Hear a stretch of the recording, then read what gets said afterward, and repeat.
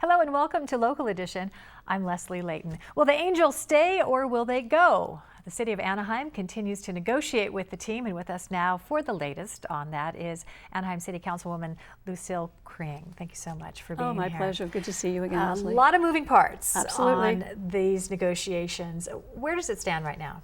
Well, it's at a standstill right now. Nothing is happening because we thought we had a plan in January of this year, and it seemed to go nowhere. And at that point, we were in transition for several different city managers in the last couple of years. We've had 4 that were trying to negotiate with the Angels.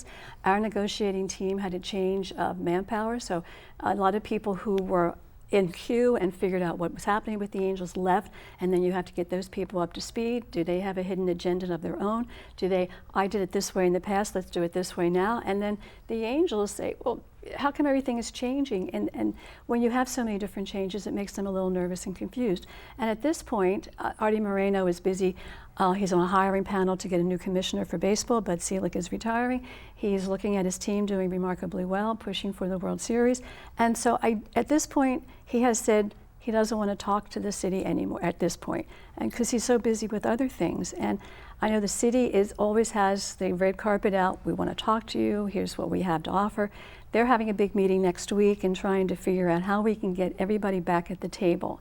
And that's what I wanted to do. As a councilman, I wanted to talk to Artie. I talked to Dennis Kuhl a lot, who's the chairman. I've talked to John Carpino. I want to have a conversation with him next week. He's the president, and he's actually the lead negotiator for them. And see if we can move this off the dime and at least start progressing to a final outcome. Maybe to his advantage to push it down the line. He has an opt-out until 2019. So Correct. These negotiations could go on for years, and to his advantage because he can walk away at any time. In the meantime, he can see all the cards that the city has to play.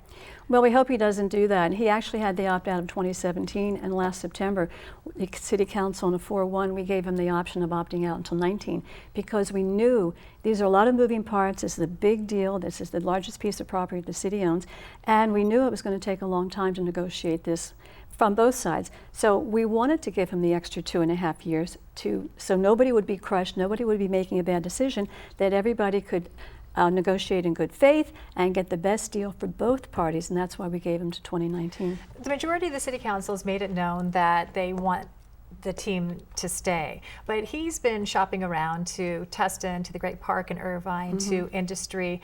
So where's your love for him? Why do you want Artie Moreno and the team to stay in Anaheim? What does the city get out of it? Well, the city gets out a wonderful attribute. We have a sports team. We have one of 30. It's only 30 baseball teams in the league. We get that. We get the pride of ownership. We get the pride of having the Anaheim Angels in the city. And we get the pride of it is a venue that the entire Orange County area loves. People come from LA, they come from San Diego, they come from the Inland Empire. That is the focus here. People love baseball. It's the American pastime. And I don't know what we would ever do if they left because I happen to be a big Angels fan, I happen to be a big baseball fan. So we want them here. It's the pride. Does the city make money on the team? Yes, we do. At 2.6 million, this was what was negotiated years ago, at 2.6 million tickets, after that we get $2 a ticket price. And that's a couple $100,000 in the scheme of things. Well, and but some people argue that that's just a enough. subsidy to a billionaire. Well, and you know what? This is the very beginning of this discussion because it could go on for years. And it's always interesting to learn more from you about what's going on. But we do get $4 million from them for our nonprofits in our Orange County, especially children's activities. All right. Thank you very much, You're welcome. Kring, for being here. And thanks you for joining us. I'm Leslie Layton.